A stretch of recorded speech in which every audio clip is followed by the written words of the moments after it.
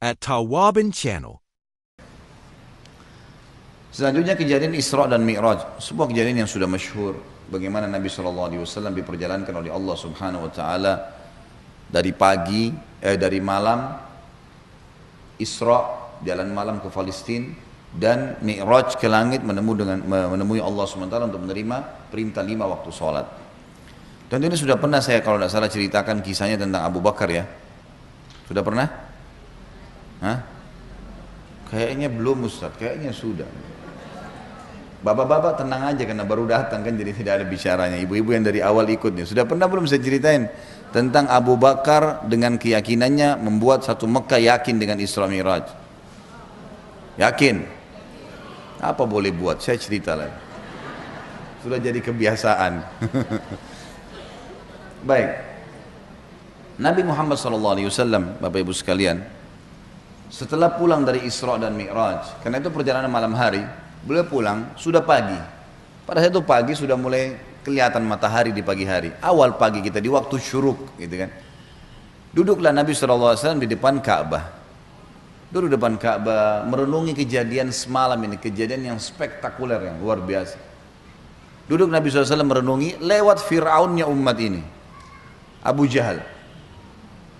Ini orang julukannya di Mekah Abul Hakam, orang yang bijaksana gitu. Abu Jahal. Abu Jahal ini di Mekah julukannya siapa? Abul Hakam, orang yang bijaksana. Dan pada saat itu dia raja di Mekah. Tapi Nabi SAW suruh kita panggil dia siapa? Abu Jahal. Jahal ini super goblok. Bukan cuma goblok, super goblok. Luar biasa gitu. Kenapa dikatakan begitu? Orang Mekah bilang Abu Hakam, dia dikatakan Abu Jahal. Karena Abu Jahal ini sama Abu Sufyan itu setiap malam dengar Al-Quran yang Nabi baca di rumah Nabi SAW. Setiap malam datang dengar, mereka diam-diam. Misalnya ini tempat tisu, ini rumah Nabi SAW. Nanti Abu Jahal di sini, Abu Sufyan di sini, ada satu lagi temannya di belakang. Jadi mereka nggak saling tahu nih. Sampai pagi mereka dengar tuh ayat Al-Quran. Waktu mereka pulang ketemu tiga-tiga. Lo saling tanya, kenapa kalian sini? Kenapa kalian sini? Kenapa kamu sini? Kenapa kamu sini? Oh, saya dengarkan ayatnya yang Muhammad baca. Kata Abu Jahal, kita janjian, nggak boleh terulang. Kalau masyarakat Mekah tahu kita dengar apa yang Muhammad baca, nanti beriman semua nih. Sepakat ya, sepakat, nggak ada yang hilangi. Besok malam datang lagi tiga-tiganya. Karena mereka satu sama yang lain menyangka temannya nggak bakal datang. Penasarannya. Ketemu lagi pagi, sepakat lagi, jangan ulangi ya. Hari ketiga ulangi lagi. Datang lagi tiga-tiganya. Ini kejadian nyata dalam sebuah riwayat Bukhari disebutkan itu. Maka tiba-tiba saja setelah itu, saya lupa namanya satu orang, tokoh Quraisy itu, yang bilang sama Abu Sufyan, wahai Abu Sufyan, bagaimana pendapatmu apa yang kau dengar dari Muhammad? Kata Abu Sufyan, yang saya tangkap, ini kita bukan anak-anak nih. Ini apa yang kita dengar 3 hari kita janjian tidak datang, tapi kita datang terus karena penasaran. Ini pasti ada sesuatu. Bagaimana pendapatmu? Kata Abu Sufyan, ada yang saya mengerti dan punya makna yang tinggi, bagus. Ada yang saya tidak mengerti, tapi saya yakin itu kebenaran. Kata yang satu ini, saya juga begitu. Saya yakin ini kebenaran. Kita tanya Abu Hakam, datangi rumahnya Abu Jahal. Wahai Abu Hakam, apa pendapatmu yang kau dengar 3 hari dari Muhammad? Apa Abu Jahal bilang apa? Demi Allah, kan orang Mekah pakai kata demi Allah. Mereka tahu, mereka ikuti ajaran Nabi Ibrahim AS. Cuma mereka musyrik. Mereka datangkan berhala, dijadikan perantara dengan Allah. Allah nggak mau tuh, gitu kan? Maka dia bilang, demi Allah saya tahu Muhammad benar. Kata dia. Loh, kata Abu Sufyan, lalu kenapa kau tidak beriman? Kamu raja kami, kalau kau beriman, ini satu Mekah beriman semua nih. Apa kata dia? Ini fanatisme, kebodohan nih. Ini sebab julukan Abu Jahal keluar. Dia bilang, dari dulu sukunya Muhammad sama suku aku bersaing di Mekah. Mereka berikan makan minum jemaah haji, kami juga berikan makan minum jemaah haji. Mereka buat pasukan untuk membela Mekah, kami juga buat pasukan membela Mekah. Pokoknya apa yang mereka buat, kami buat. Sehari buat mereka, sehari buat kami. Jadi bersaing terus. Sekarang dari sukunya Muhammad keluar nabi, sukuku tidak ada nabinya. Kalau aku beriman berarti sukuku kalah. Hanya itu, fanatisme kebodohan gitu. Dia bilang, maka itu saya tidak akan beriman sama Muhammad. Gara-gara perkataan dia itu, Abu Sufyan dan ini juga ikut-ikutan nih. Satu Mekah semua nggak mau. Tentu Abu Sufyan nanti akhirnya masuk Islam setelah masuk kota Mekah. Tapi pada saat itu tidak mau juga. Baiklah. Ini sebab julukan keluar Abu Jahal. Lewat nih Abu Jahal nih. Lalu dia lihat Nabi SAW lagi merenungi, kayak ada sesuatu lagi difikirin. Dia bilang, wahai Muhammad, kalau bahasa kita ginilah, bahasa sederhana riwayat itu, kenapa kau melongo-longo seperti ini? Kok kamu kayak orang bingung, ada apa? Nabi SAW dengan polosnya ceritain, semalam, ini yang diceritain kepada Abu Jahal nih. Ini yang paling benci sama Islam. Kata Nabi SAW, semalam datang kepada saya malaikat bernama Jibril. Jibril datang membawa borak. Borak itu kuda bersayap. Ini kuda bersayap sampai hari kiamat tidak ada nih kalau di kehidupan kita. Zaman itu, sekarang saja orang tidak percaya kalau ada kuda bersayap gitu kan. Apalagi zaman kuda bersayap, terbang. Saya naik di atasnya terbang. Dimanapun matanya lihat sebuah tempat, kakinya sudah di sana. Lalu saya tiba di Palestina. Turun di Masjid Aqsa, saya sholat. Saya imami para nabi-nabi. Nabi-nabi ini 120.000 orang. Bagaimana bisa? Allahu a'lam. Nabi sampaikan, saya imam. Lalu kemudian saya naik di atas borak, saya mi'raj ke langit. Di langit pertama ketemu dengan Adam, langit kedua ketemu dengan Nabi yang bersaudara sepupu, Isa dan Yahya. Langit ketiga ketemu dengan Idris, langit keempat ketemu dengan Yusuf, langit kelima ketemu dengan Harun, keenam Musa, ketujuh Ibrahim alaihissalam. Tentu kisah Isra Mi'raj panjang ya, karena perjalanan antara Mekah ke Palestina itu selama perjalanan Nabi SAW diperlihatkan tentang jenis-jenis azab kubur. Saya nggak ceritain di sini. Yang jelas Nabi SAW ceritain semua tuh, apapun yang terjadi. Saya ringkaskan saja. Kemudian waktu Mi'raj ke langit, Nabi SAW ketemu dengan nabi-nabi ini lalu ngobrol. Sempat ngobrol sama Adam, ngobrol sama Yahya dan Isa, ngobrol sama Yusuf, sama Idris, sama Harun, sama Musa, sama Ibrahim alaihissalam. Tapi yang masyhur riwayat adalah Nabi SAW banyak berbicara dengan Musa. Pada saat menerima waktu 50 waktu sholat, beliau turun. Di langit ketujuh Ibrahim tidak ngomong, langit keenam Musa tahan. Lalu bertanya, berapa yang diperintahkan umatmu hai Muhammad? Berapa yang Allah perintahkan? Kata Nabi SAW 50 waktu sholat. Minta keringanan, umatmu tidak bisa. Lalu kemudian Nabi SAW kembali. Minta diringankan 5, jadi sisa 45. Ditahan lagi sama Musa. Musa berkata, berapa hai Muhammad? Kata Nabi SAW 45. Masih berat, minta ringankan. Terus saja Musa AS menahan Nabi SAW 5 sampai sisa 5 nih. Yang kayak kita kerjain sekarang. Itu pun Musa masih bilang minta keringanan. Bayangkan Bapak Ibu sekalian kalau 50 waktu sholat per 15 menit azan. Siap nggak? Ini aja 5 waktu sholat sudah ngos-ngosan gitu. Safnya kadang-kadang sholatnya cuma imam sama muazzinnya saja gitu. Yang jelas Nabi Musa alaihissalam seperti itulah kisahnya. Sampai sisa 5 lalu Nabi SAW mengatakan saya sudah malu dengan Tuhanku. Bolak-balik terus gitu kan. Maka terdengar suara dari langit, Allah berfirman, hai Muhammad, dia 5 waktu sholat tapi pahalanya 50 waktu sholat. Karena setiap umat Muhammad SAW kalau berbuat satu kebaikan dilipat gandakan 10 kali lipat. Ringkas cerita adalah Nabi SAW mengatakan saya balik ke Mekah, saya balik ke Palestina, lalu balik ke Mekah. Tentu kisah ini cuma pendek yang saya sampaikan. Kisahnya ini mungkin 10-20 kali lipat lebih panjang daripada ini. Kenapa panjang lebar? Yang jelas Abu Jahal waktu dengar itu melongo, diam, langsung dia katakan waktu sudah selesai, hai Muhammad, kau menempuh perjalanan Mekah Palestina yang kami tempuh dengan kecepatan kuda terbaik kami sebulan, pulang juga sebulan, 2 bulan dalam 1 malam. Kata Nabi SAW dengan penuh keyakinan, iya. Abu Jahal dengan semangat mengatakan, hai Muhammad, kau mau ceritain tidak ke orang Mekah kalau saya kumpulin mereka? Kata Nabi SAW, iya. Nah, memang mesti diceritain kan.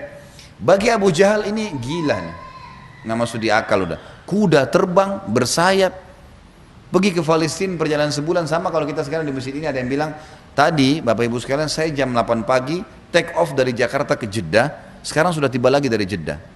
Percaya nggak kira-kira? 9 jam pergi 9 jam pulang. Ada pesawat loh ya. Bagaimana zaman dulu? Sebulan pergi sebulan pulang 1 malam, bayangkan. Dan ini juga sebuah pelajaran Bapak Ibu sekalian, tidak gampang menjadi sahabat Nabi.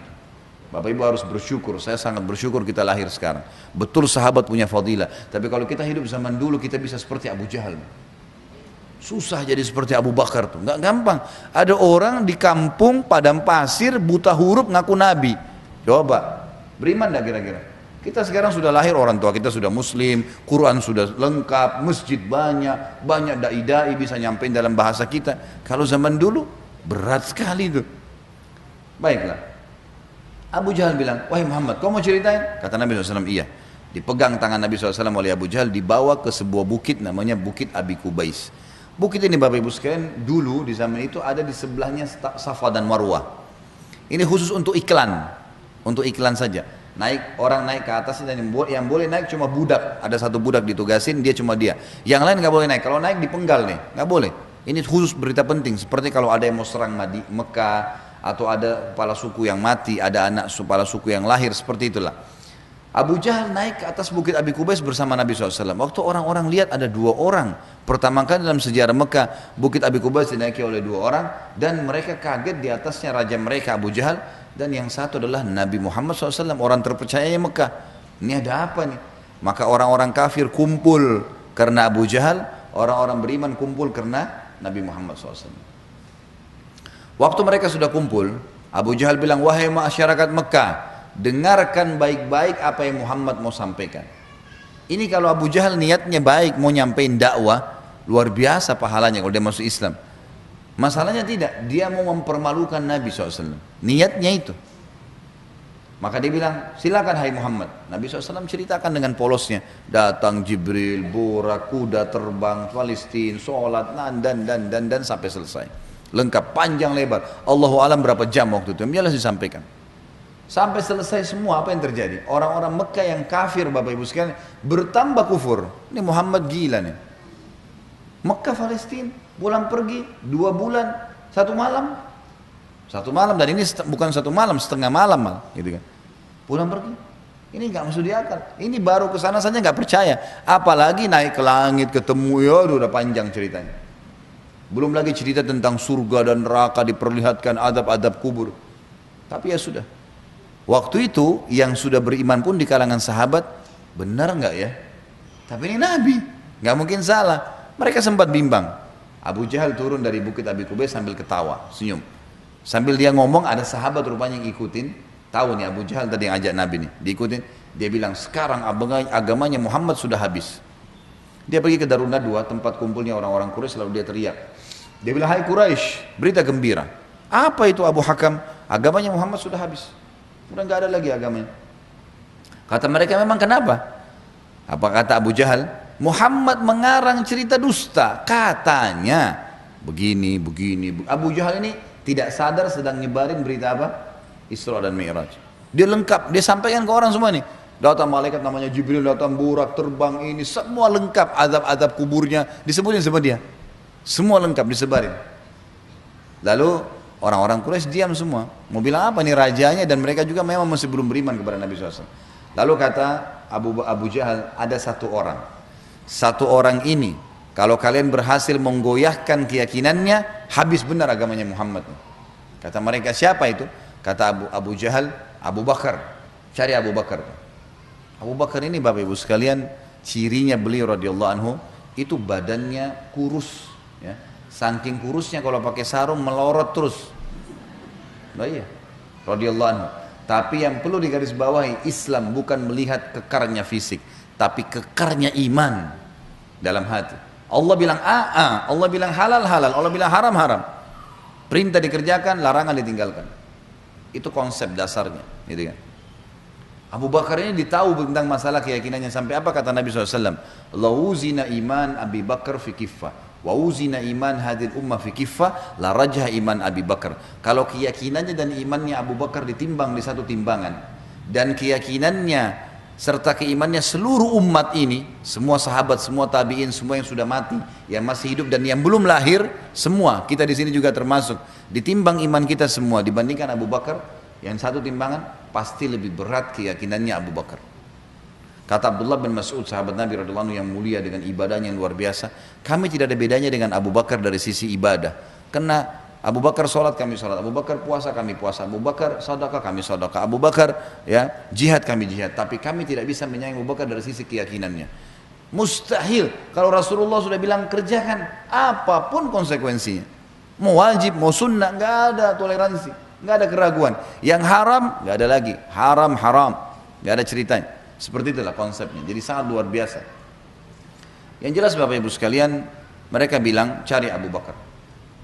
Dan juga ada hadis supaya saya tidak lupa ya, kata Nabi SAW, tidak ada seseorang yang menginjakkan telapak kakinya di muka bumi setelah para nabi-nabi yang paling afdal lebih daripada Abu Bakar.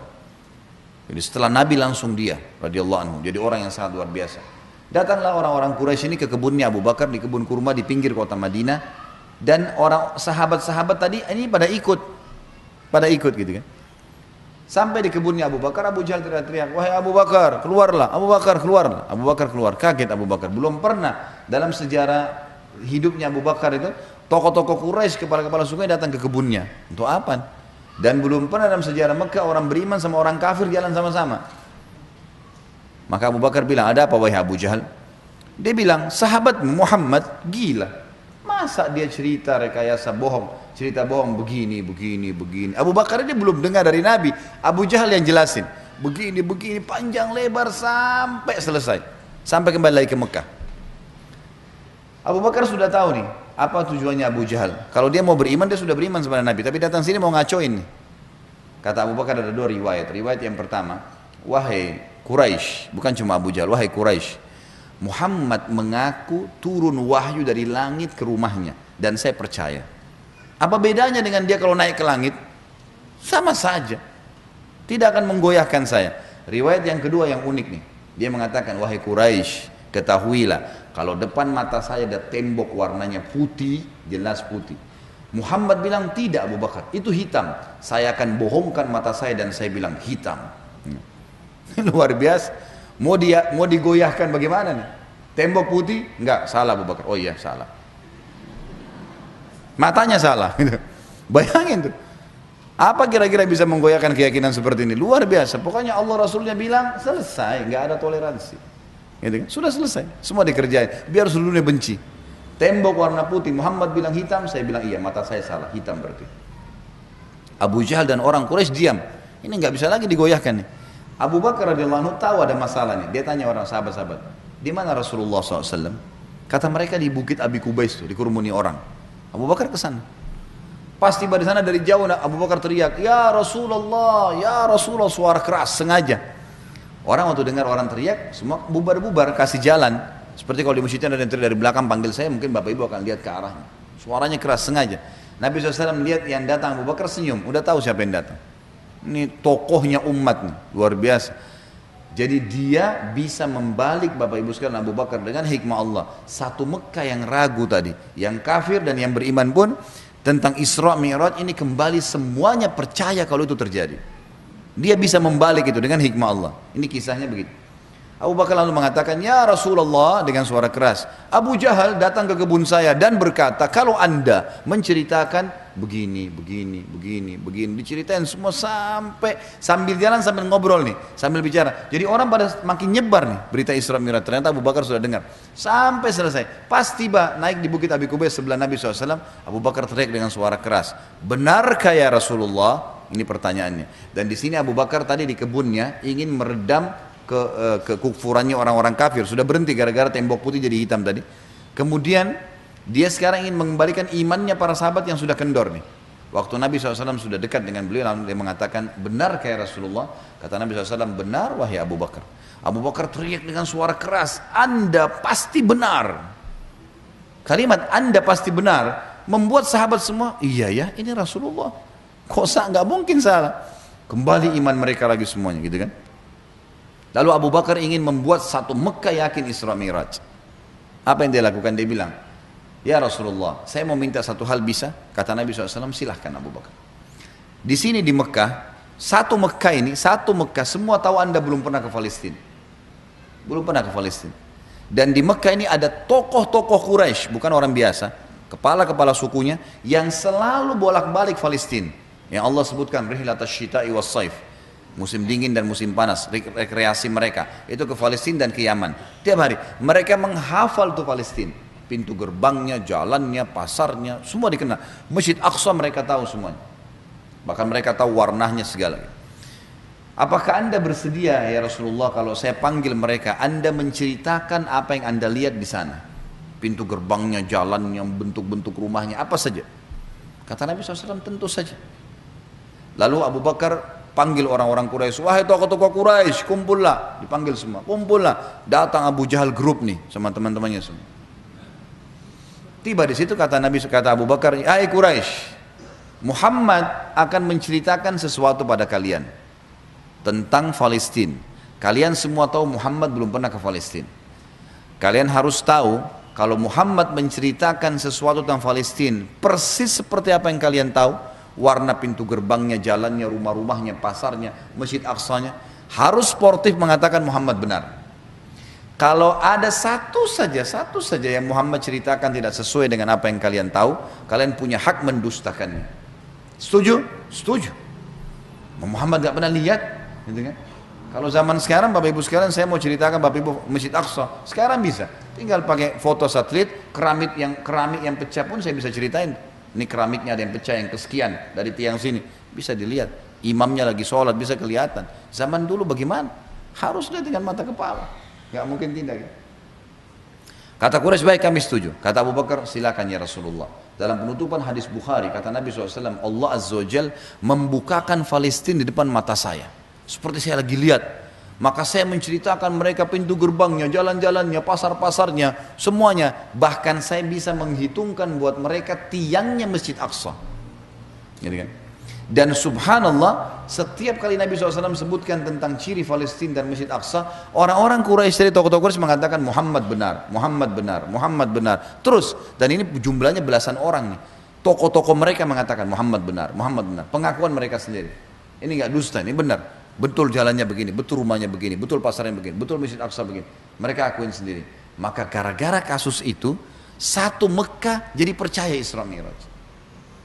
Baik. Abu Bakar sudah selesai ini perannya. Sahabat sudah kembali imannya. Orang-orang kafir sudah tidak jadi lagi bisa membatalkan keimanannya Nabi SAW dan agamanya.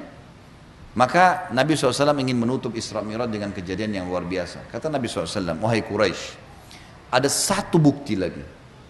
Kalau kalian yakin dengan bukti itu, kalian akan beriman pada saya. Kalau kalian tidak yakin, kalian tidak akan beriman selamanya. Kata mereka, apa itu hai Muhammad? Kata beliau, waktu saya sedang pulang dari Palestina ke Mekah, di atas burak tuh, kuda yang bersayap, saya melihat ada kafilah kalian. Kafilah ini 3 ekor unta ke atas, sedang jalan. Jumlahnya sekian belas unta, di atasnya ada fulan, orang-orang Quraisy, fulan, dan unta yang paling depan, unta berwarna putih, di lehernya ada kain warna merah. Di tengah-tengah lembah, mereka sempat kehilangan unta, dan saya lihat unta mereka. Lalu saya teriak, wahai Quraisy, unta kalian di lembah fulan. Karena Nabi kenal semua nih siapa yang ada di situ. Orang-orang Quraisy, tokoh-tokohnya. Ada lembah fulan, ambillah. Maka mereka mengikuti suara saya dan mereka menemukan unta mereka. Kafilah itu 2 hari lagi sampai di Mekah. Tanya pada mereka. Ini detail sekali nih. Kalau sekarang orang dari Bandung ke Jakarta, saya mau tahu mobilnya di mana, saya bisa ikutin. Seperti tadi.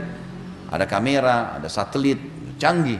Zaman dulu bagaimana caranya ceritain kecuali kalau lihat dengan mata kepala. Ini bukti real. Setelah 2 hari Bapak Ibu sekalian, satu kota Mekah, perempuannya, laki-lakinya, orang tua, anak-anak yang kafir, yang beriman, semua kumpul. Di pintu gerbang Mekah namanya pintu Bani Syaibah, suku Syaibah. Mereka kumpul semua, mereka nunggu nih, benar tidak nih kafilah nih? Ditunggu ini sudah heboh satu Mekah nih. Subhanallah, menjelang waktu duhur, lewat betul tuh kafilah. Persis seperti yang Nabi ceritain. Jumlah untanya, nama orang-orangnya, unta paling depan warna putih, di lehernya ada kain merah. Karena penasaran, orang-orang Quraisy di Mekah ini bilang, hai Quraisy dari kafilah, kalian dari mana? Kata mereka, kami dari Palestina. Lalu bertanya lagi orang Mekah nih, apakah kalian sempat kehilangan unta di tengah jalan? Mereka bilang iya. Lalu apa yang kalian lakukan? Pertanyaan bertubi-tubi nih. Kami mendengarkan suara entah dari mana mengatakan, wahai Quraisy, unta kalian di lembah fulan. Kami ikuti, kami dapat unta kami. Sekarang orang-orang Quraisy di kafilah penasaran, wahai Quraisy Mekah, dari mana kalian tahu nih? Belum satu orang pun di antara kami masuk ke Mekah. Belum ada gosip nih, kok bisa sudah sampai? Belum ada masuk. Mereka sepakat mengatakan dari Muhammad. Semua orang mengatakan dari Muhammad. Semenjak itu semuanya percaya Isra Mi'raj terjadi. Ini tanda-tanda yang luar biasa. Makanya Allah turunkan surah nomor 17 khusus namanya surah Al-Isra, menceritakan masalah itu, sebuah keajaiban yang luar biasa, mukjizat Nabi Muhammad sallallahu alaihi wasallam. At Tawaban Channel,